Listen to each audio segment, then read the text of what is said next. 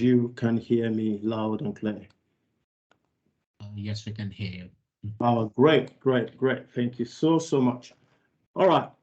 Today we'll be looking at lean practices in discipline agile, and I will be bringing you some of the tips that are that are present in discipline agile as regards to lean actually lean practices. So I wouldn't really spend too much time on these as Anthony has done quite in my introduction. Of course, my name is Peter Motoshaw. I work with Pete Lauren Consulting, and that is my email address. I'll share that later on in the seminar as well, in the webinar. Okay, let's get to media. Where are you joining us from today? Please, I want to make this as collaborative as possible. Please, if you can put it in the chat message, which countries are you joining us from in Africa? I know there might be people from Nigeria, people from Kenya, from Ghana, wherever you're joining from, please put it in the chat box. Let's collaborate a little bit. Yeah, Lagos, Nigeria, Demola, that was good. South Africa, Lane. Welcome on board. Welcome on board. Okay, Beniza, Nigeria, Abuja, Nigeria. Okay, Ethiopia, South Africa, Funlola from Nigeria, Dar es Salaam in Tanzania. That's good. Ireland. That's good. Okay, Nairobi, Kenya, hello, Richard. And of course, my South African people, Benin Republic. Nice to meet all of you. Let it come. Let it continue to come. Let it continue to come. Thank you so much. Oh, great. Accra, Ghana. That's my second home, South Africa. All right. Let it continue to come in while we continue our webinar today. So, today, just a couple of things just to show that I have kind of capability to bring this to you. These are some of the PMI certifications that I have. The highest one, which is the DAVSC. And it's a honor to have all this certification and to pitch my tent with PMI, being the very first African to achieve the DAVSC and all the certifications in Discipline Agile. I don't take it for granted, and I hope you'll be able to learn one or two things from me as I bring these knowledge about Discipline Agile to you, especially around lean practices. All right, so in order for us to lay a foundation before we even go into the lean practices, right? What is disciplined agile, right? Disciplined agile is more like a toolbox. It's more like a toolbox that is filled with tools that you can use to address the agile challenges that you face in your organization or even in your personal life, right? So you can use these different aspects of agile disciplines simultaneously, depending on your context. You can also customize those frameworks to your team's ways of working. So we generally say that DA, which is Disciplined Agile, is a toolkit that provides straightforward guidance to help organizations to streamline their processes in a context-sensitive manner. And it does so, by really showing how various activities in our organizations, activities such as finance, activities such as portfolio management, such as IT operations, vendor management, and so on and so forth, how they can work together. It also describes what these activities should address. It provides a range of options for doing that and also the trade-offs that are associated with this.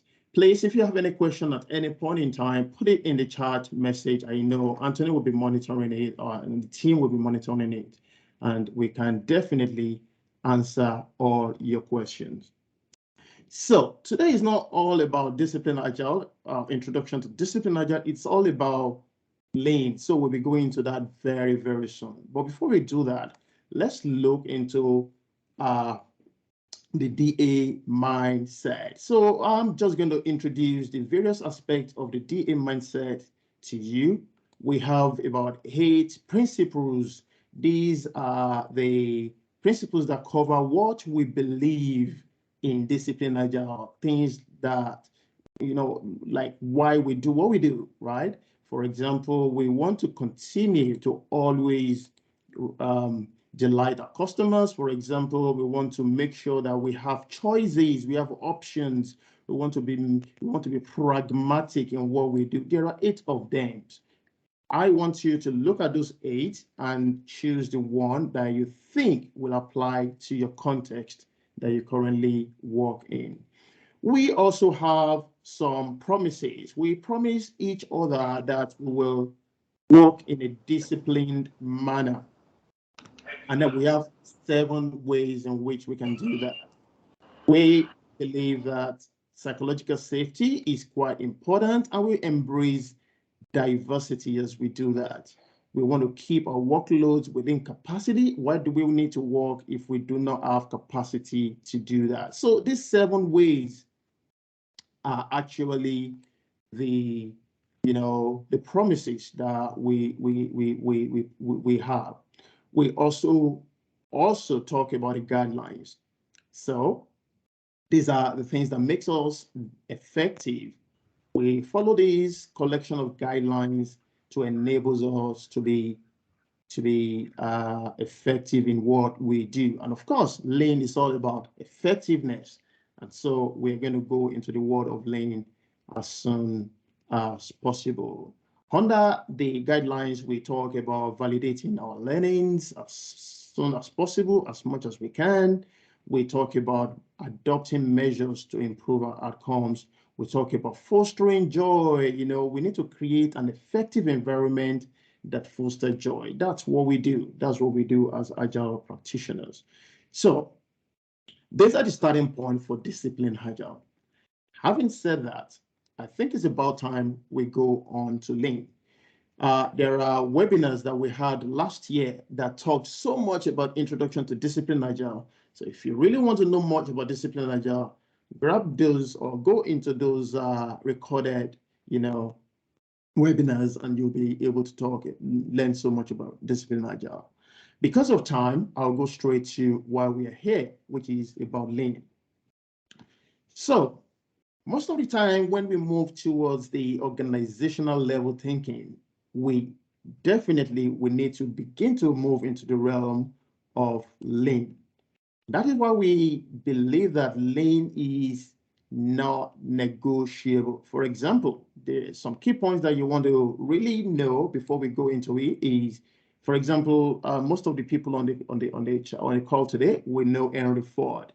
Henry Ford kind of revolutionized the mass production of vehicles, and it makes it possible for minimally trained workers to assemble cars as quickly as possible and as efficiently as possible. We also know that Toyota eliminated much of the waste that they inherited from the Ford system by making small batches instead of stockpiling larger quantities. These are, mindset of Lean that we bring into practice. Of course, Toyota also empowered its workers to improve the process of working, and they empower them to stop production line anytime there are problems on the production line, anytime there is an issue. That is a lot of empowerment, right? It's more about fixing the root cause of issues instead of really continue to work in an inefficient manner. Which brings me to the fact that the Lean approach produces value for the customer quickly while reducing waste and eliminating delays as well, or reducing delays and eliminating waste. So when that has happened, what happens is that you have increased quality and of course you lower cost. So quality increases waste reduces, quality increases, and cost reduces. That is a no-brainer. That is a no-brainer. So we need to always look at the value that we create, and we want to create that as quickly as possible. While we do that, we focus on reducing delays and eliminating waste. Now, knowing fully well that I just started from the manufacturing industry, we now know that Lean has actually expanded to, virtually all industries. And it is based on what we call the systems thinking, the end-to-end thinking of our systems. That means from the beginning to the end, from the beginning to the end. It involves continuous learning. And of course, like I said earlier on, it's not only about building cars these days, it's also about creating great organizations. And we can only do that with relentless learning. So, in order to deliver value quickly, what do we need to do? It is common practice to deliver the smallest unit possible. Those small units that will create the massive value for the customer. That is what we want to focus on. So the key is to focus on time instead of cost. We want to focus on removing delays instead of going very fast. It is not how fast you go, it is about removing those things that are impeding your speed, removing those things that are standing in your way of achieving success. Those are the things we need to focus on. Focus on achieving flow. I want to do that by working on smaller things with the people that are fully allocated to the work. I know that in the real sense of it, it's quite probably not possible. Well, it is possible, but it's quite difficult to really have a 100 fully allocated people to certain projects. But as much as we want to make sure that people are as dedicated as possible to the project that we do. Of course, limiting batch size. And we'll talk more about all these later on in the webinar today. Now, what is value? How would you define it? I need you to go on the chat box again. How would you define value? Anyone on the call today, please? What do you think value is? I need to read from you. How would you deliver? How would you define value? How would you define value? Let it come in. Let it come in. What is value? Like I said earlier on, I want to make these as collaborative as possible. I want to hear from you. What is the definition of value?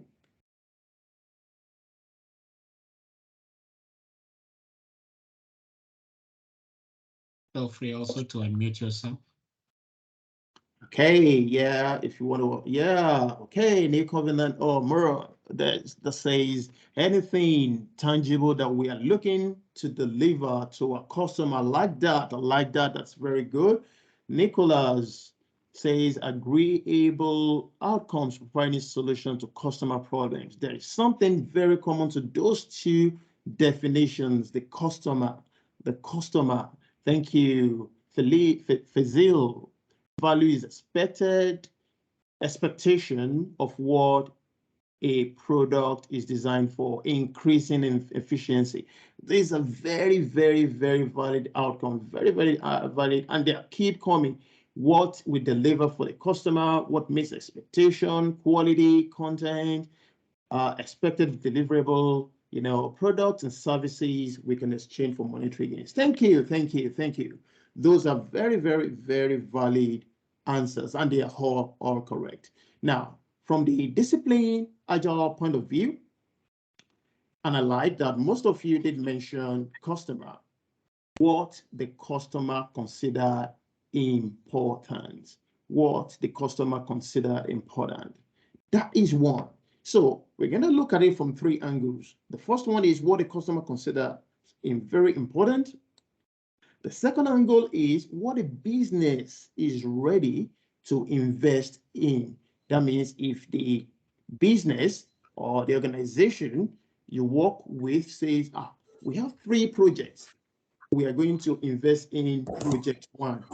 That can show the definition of value. You know, we also look at what is most useful to the customer upon release. So when you deliver it into the hands of the customer, how does the customer view it? Does the customer think it is useful when they use it? That is what value means. That is what value means. Now, the next question I want to ask you, and I want you to get ready to type this away, is what does it mean to realize value? So put your mind towards value realization. The question is, when is value realized? When is value realized? I want to hear from you. Please, can you type for me, please?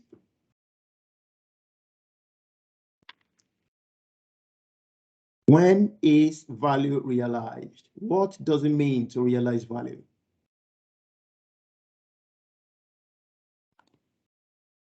Anyone?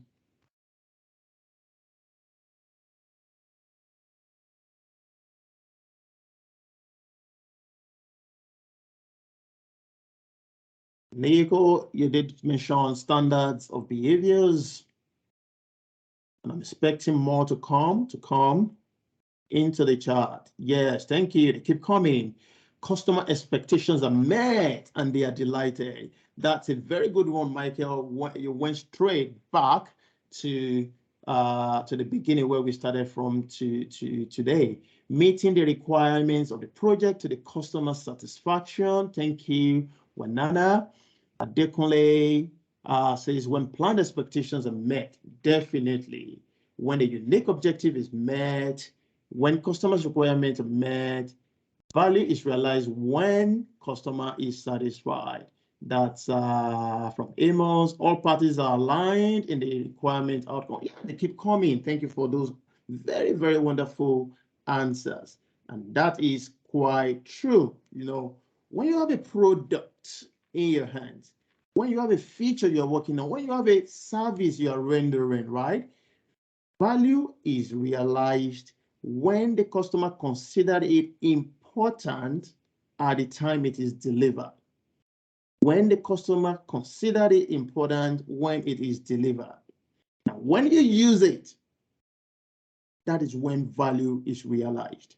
When you use it, for example, you take your car to the mechanic for repairs, and the mechanic says your car is ready, right?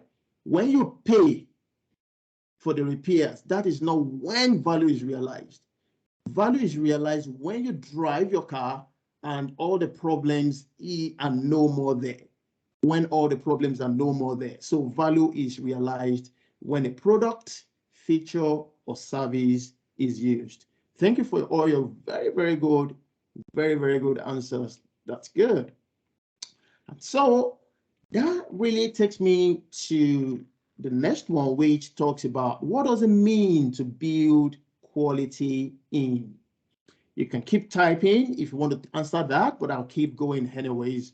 You know, building quality in really means that you continuously check quality. You are testing, because delay in doing so will cost more in the short run or even in the long term. And so you want to do that through testing the work that is being done, and that is what we call continuous validation. Testing the dependencies, the integration, that's what we call the continuous integration. Everything that connects together, you know, what you have delivered before, what you're delivering now, how do you integrate them? What other teams are doing, how do you how do you integrate them? And of course, we talk about continuous deployment. Test the value of the work being done. So that's what it means to build quality in applying quality in every process from start to completion. Thank you, Adekunle. That was really on point, really on point. So let's look at areas where waste tend to occur in our teams. Now, I want to let you know that in delivery teams, waste is often manifested as delay. So, eliminating waste starts with looking at areas where waste tend to occur in your organization. For example, I want to introduce a couple of sources of waste to you. Miscommunication. Think about that time when someone says something and then what you heard is something else, and then there is a gap in your communication. Building the wrong thing. This is very endemic, right? You build the thing that the customer is not really expecting. Building items of less importance. We talk about loss realization due to delays. Delays is actually very, very bad. So if you need to deal with anything, deal with the delays. Aging information, relearning, handoffs, and handbacks. Remember when you need to wait for someone to deliver something, and then after they have delivered it, they hand back to you. You hand off to them, and then they hand back to you. Those are sources of waste. Of course, defects. Now, every time you see Toyota, Mitsubishi recall cars because of faulty materials, because something is bad, think about how much they're losing when those defects are recalled. So defects are sources of waste. And of course, in order to realize value, what happens is we need to take a look at what we call the value stream. Right? The path from ideation of a product from the beginning, it's all about ideas, to when the feature is delivered to the customer. So we say that the value stream starts with the customer and ends with the customer. The value stream starts with the customer and ends with the customer. So we need to really, really focus on the features that will really add value to the customer, and remove all non-value adding processes, on all non-value adding activities need to be removed. Please, if you can mute yourself, that would be great. If you can mute yourself, that would be great. Now, talking about waste or delay, right? What we need to do is, in agile organizations, especially those that use lean ways of working or lean practices, we need to begin to look at where the wastes come in, right? The causes of problem. And that is why value stream mapping is very important, because you will be able to map your journey from A to end, and you'll be able to look at where the problem is, So in order to do that, every team needs to go look beyond their little area. They need to go beyond their area. For example, the sales may be doing the best of their job, but development is not doing the best of work. If that is the case, there will be a problem, there will be a source of waste, there will be delay in the value stream. And so there are quite a number of methods or practices that we can use to deploy or to find out the sources of waste and then remove them, especially if we want to get to the root cause of the problem. I'm going to introduce one of them to you today. This is one technique that I've used and I continue to use. It is called 5 whys. 5 whys work very well, especially when you want to look for the root cause of any problem. So Now, 5 whys is a variant of who, what, when, where, and why. And this is put together by a man called Taiki Ono. So Taiki Ono is the creator of the Toyota Production System, the TPS. It's quite very very good way of working. So the example I'm going to share with you today, talks about a value stream. A company is a fictitious company, right? They build sophisticated, or sophisticated, website, and they have a problem. The problem they have is that recently, 5% of their most recent websites have been failing after installation. So the website will be developed, will be installed, will be handed over to the customer, and then boom, something happens. They start to fail. And so what happens is, of course, because that is a source of failure, is a source of waste. It definitely cost the company around 20% in productivity, because the team lead will now go back and begin to fix things. Of course, that will leave a mess for the team to deal with. Everybody is thinking that development is the problem. Now, we need to go to this example and see how 5 whys work for them, how 5 whys fix the problem. So now the technique is about asking whys, a couple of times. Let's say between 4 to 6 times. It's necessarily not maybe 5 times, but at least up to the point where you get to see that you have reached the source of the problem. So for our company that is trying to look for the root cause of the problem, the very first question that it has, the first why, is why are we having to rework the system? And the answer to that question will be, because the programs do not function properly on our customers' servers. And this led to the second why, the second question, which says, why don't the programs function properly on our customer server? Of course, the team undergoing the 5 whys practice says, oh yeah, we can answer that. That's easy, because the code was designed one way, but the servers are configured for another way. Ooh.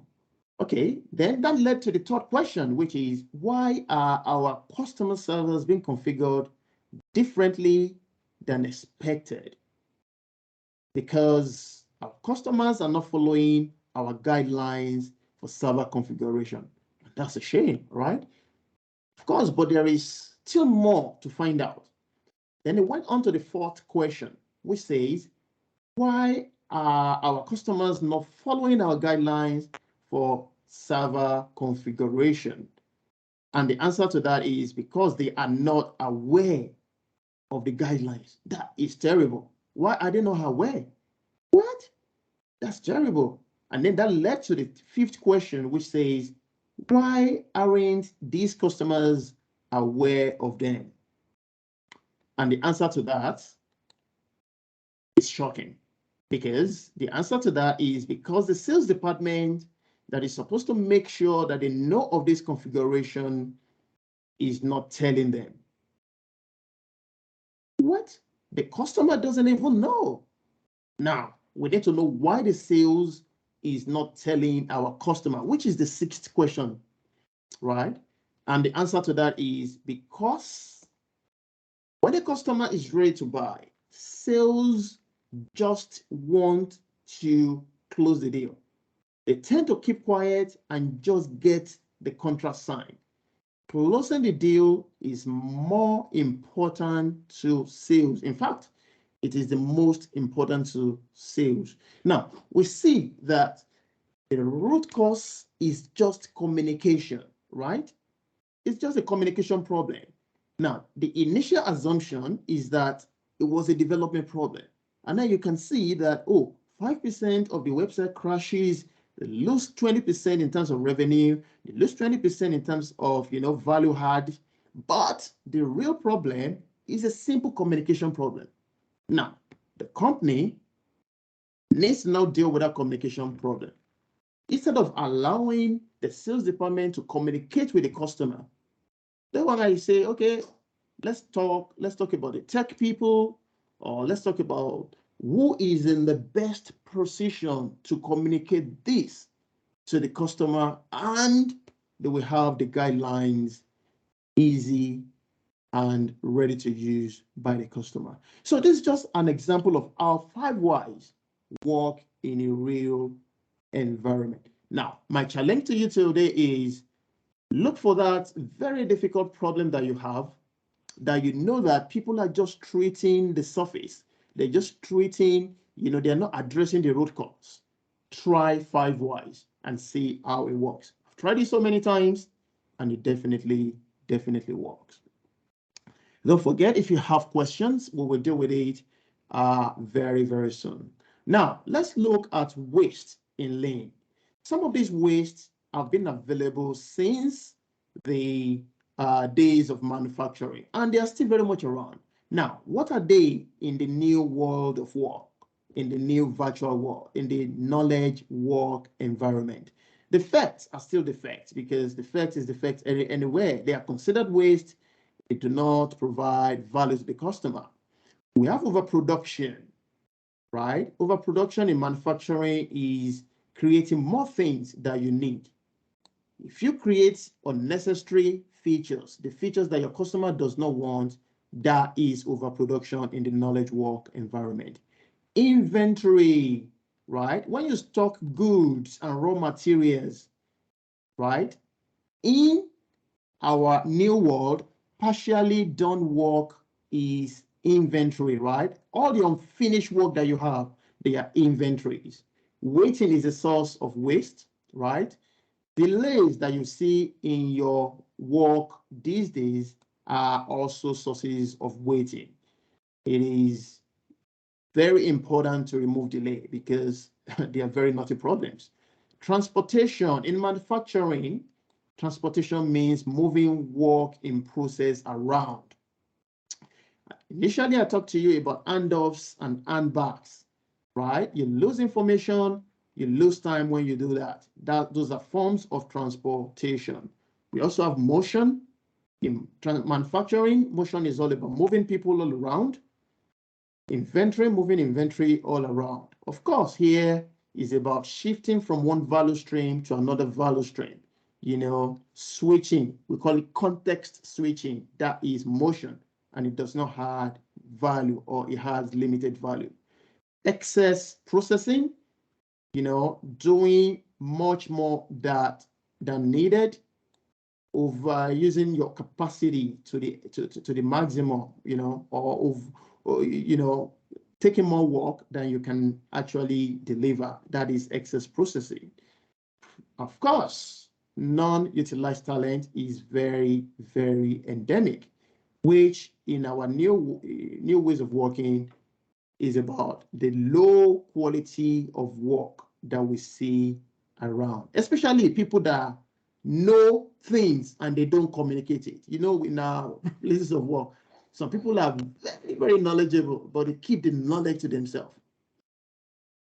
Tell them they are non-utilized talent. They need to share information so that we can continuously learn. Now, I want you to look at it.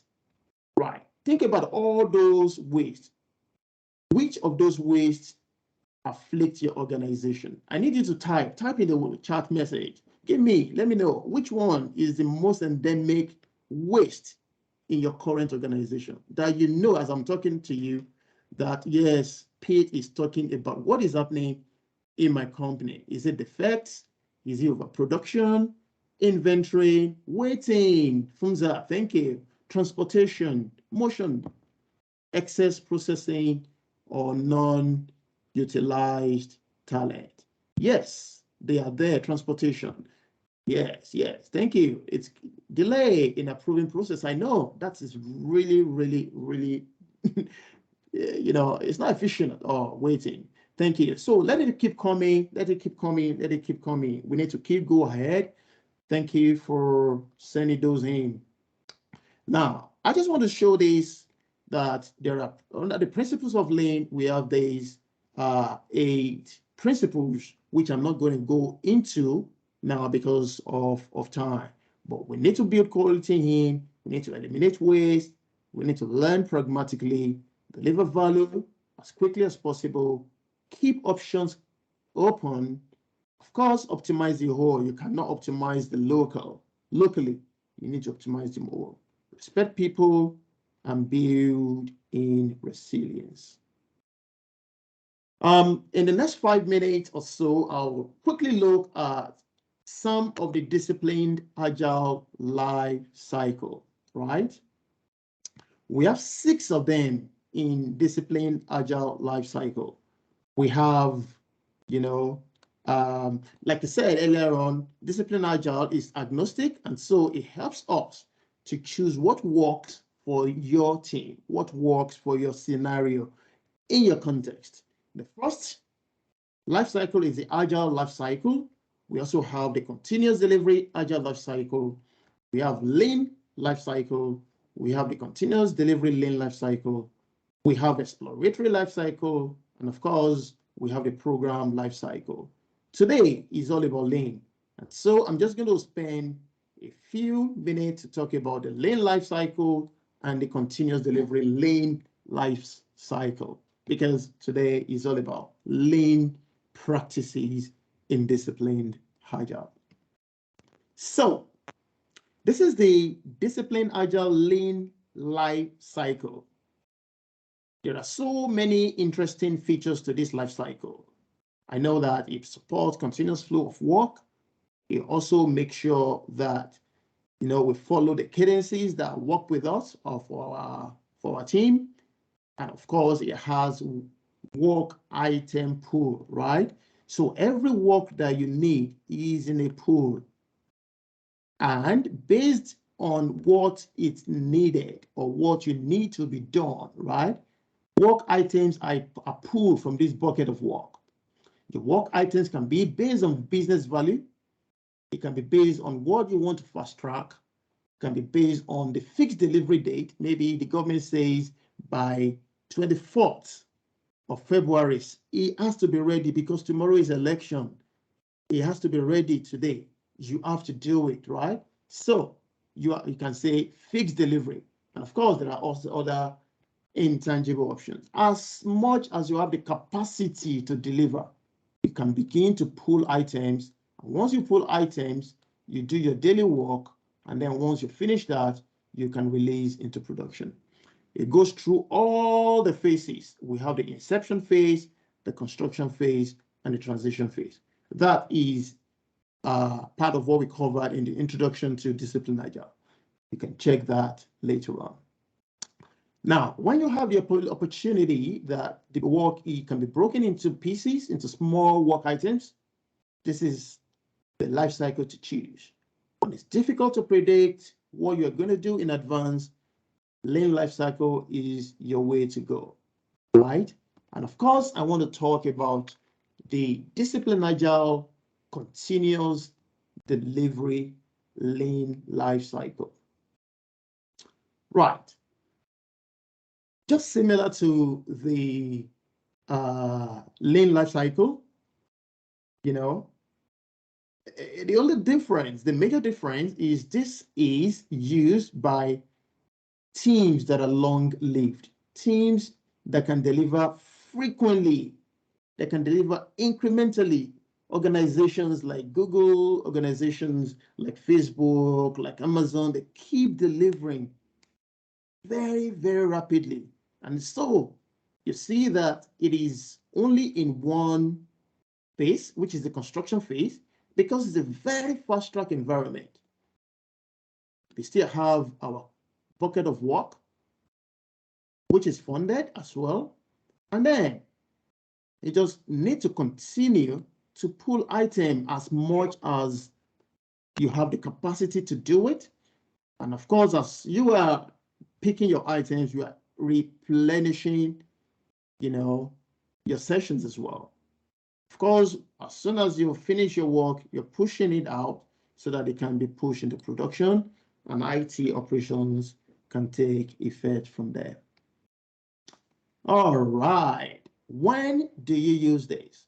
When the work is a series of releases, when your work consists of a series of releases over time, this is where to go, right? And when you know that your organization develops streamlined deployment practices and procedures, when there is automation, when you know that you don't have to do, you have to do limited or no manual processing in terms of testing, please go for continuous delivery, lean life cycle. Of course, like I said, long-lived and stable teams use this. You don't want a team that you form today, 6 months later, you disband them because they need to go for another project. They are long-lived. You bring work to the team and not the team to the work, right? When they have enough capability, the competing, the skills to deliver on a frequent and incremental basis, and when they need to show value rapidly. For example, every night or every time you want to go to bed and your iPhone says there is an update that needs to be done, plug your iPhone to power, and then before you wake up, your update has been done. And it doesn't mean in 2 or 3 days' time, another update will not come. Those guys doing those things, they are actually showing value rapidly, and they are pushing to production so that you can make your iPhone as efficient as possible. Like I said, when you have mature DevOps practices, automation, development and operations, there is no gap between them. And then continuous integration is there, continuous deployment, and of course, what we call the automated regression testing. So that is when we can use the continuous delivery lean life cycle. Now, just a quick one. I need you to go back to your keyboard again.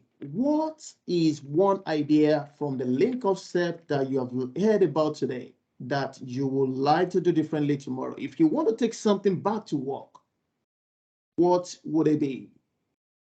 What would that be? Let me know. What have you gained today? What would that be? Especially around the West, especially around whatever, 5 whys, what is it that you want to try out when you go back to work? Let me know. Let me know. One idea that you want to try out. Okay, Nicholas said overproduction, avoid overproduction and planning. Yes, planning is good, right? But when you now plan into the next, 3 years, 18 months, things change. We live in in a world that is frequently changing now. 5 whys, Fikayo, that is true. 5 whys work very, very well, very, very well, especially for those knotty problems.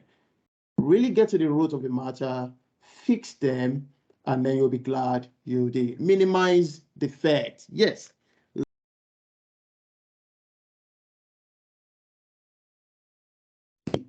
Thank you, Wanana, right? Testing frequently to ensure quality. Build in quality into your delivery. There is nothing else that we can use to, instead of that.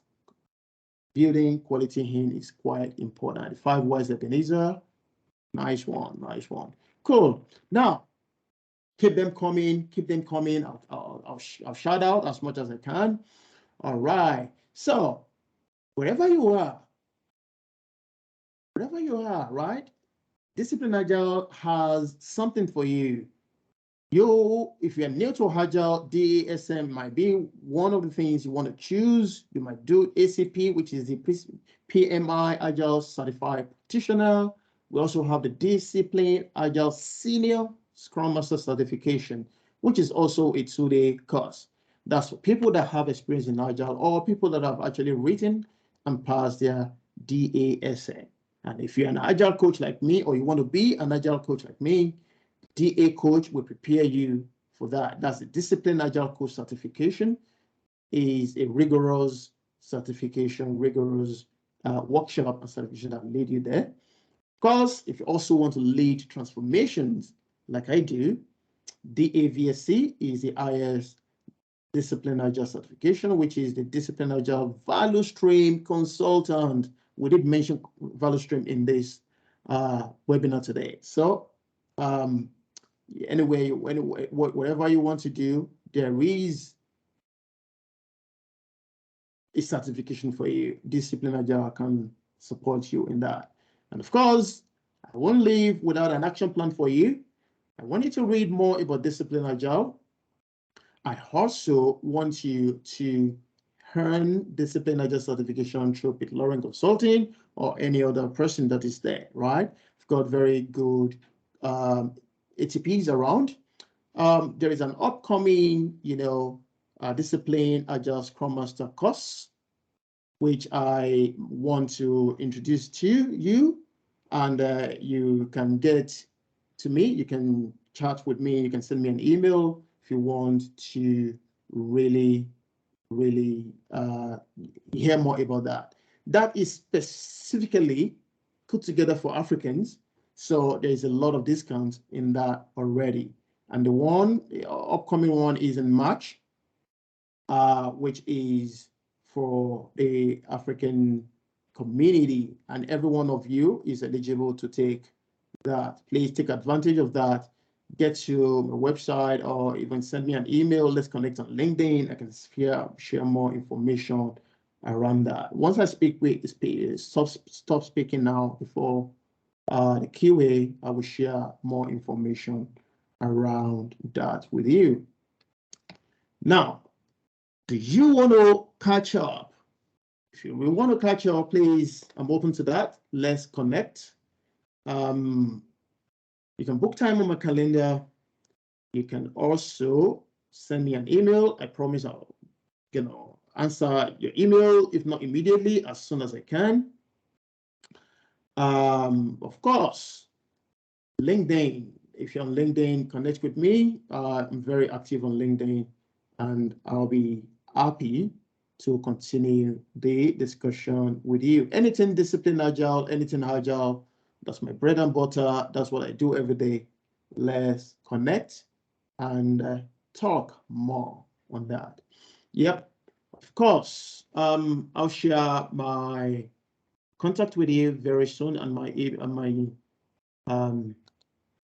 LinkedIn profile, and we take it from there. Okay, Anthony, over to you. Let's say, Adia, I think I can see 1 or 2 questions that I might need to attend to. Yeah. Thank you very much, Pete, for that session on how the 5 whys work in real environment and what is lean. So when it comes to Q&A, we're just looking at, let's see, one question. And that was from Ebenezer. And is it safe to say value realization is best defined from the end user perspective? That's correct. That's very, very correct, right? If the end user does not validate the deliverable, the feature, the product, the service, how would you know that you have created value, right? How would you know, right? And that is where it is. Now, Ebenezer, it all depends on who your end user is. Sometimes the end user is someone in your organization, right? For example,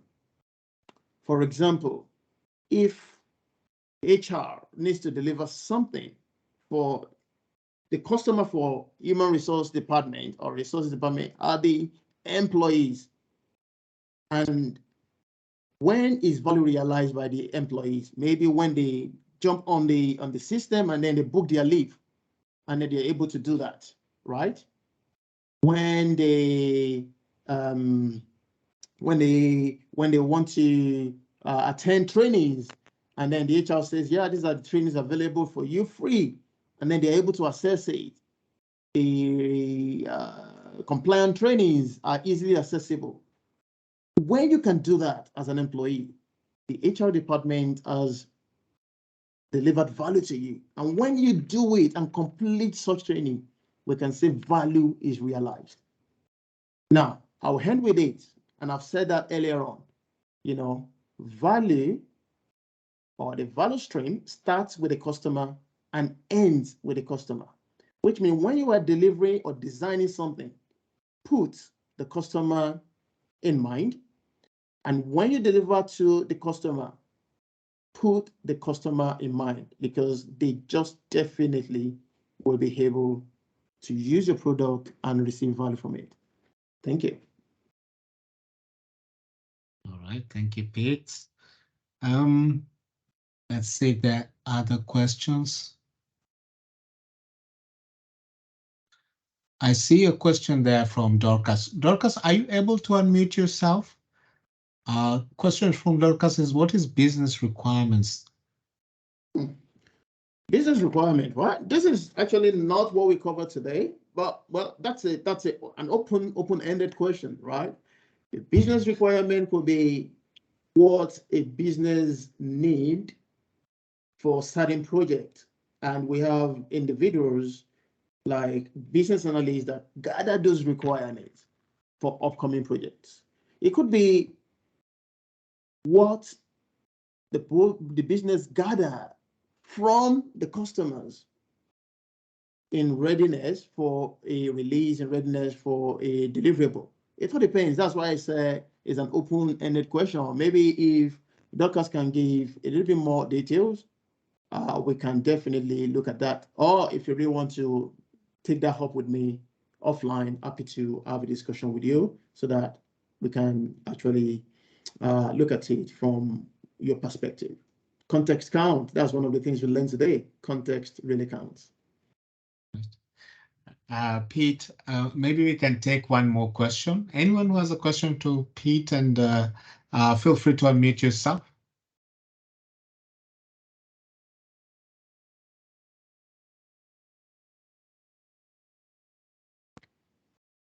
Okay. Go ahead. In the absence of any question, please connect with me on LinkedIn. Let's take our conversation further. If you have any question around here, please hit me up. I'll be more than happy to do that, to talk to you on that. Thank you so much. All right. Thank you, everyone, for joining us for today's session. This was our kickoff session this year for the Agile Think Tank team. On the chat option, I've also shared the LinkedIn page for the Agile Think Tank, where you can take the conversation further and touch base with the Agile Think Tank members, as well as Pete has also shared his contacts and also links just for you to continue with the conversation. Please note that this session, the Agile Think Tank sessions, will be held every last Thursday of each month. So this will be an ongoing series, and we welcome all of you to be a part of this engagement. At the same time, we'll be sending out recordings for this session, as well as the presentation slides for each session. Also, if you'd like to hear from some of the speakers, also see some collaboration, or even speak at the Agile Think Tank webinars, feel free to reach out to us at pmiafrica@pmi.org. I'll put that on chat. That's pmiafrica@pmi.org if you'd like to participate in the Agile Think Tank sessions. Also, don't forget that our practitioners event in person for the PMI Sub-Saharan Africa region is scheduled in September, and that will be in Nairobi, Kenya. And we're expecting also the Agile Think Tank members and coaches to be participating in some of the round table discussions on Agile. So don't miss out on that. I'll also share on the chat option the Africa Conference website. So we've come to the end of our session. Thank you very much all for participating in today's session. We'll be sending more information in regards to the upcoming session for next month. Thank you all and have a great evening and a good day to the rest of you. Thank you. Bye-bye.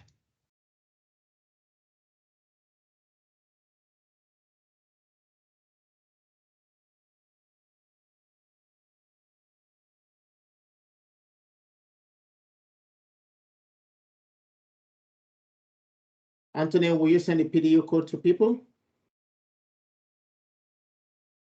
Yes. Let me just share the code.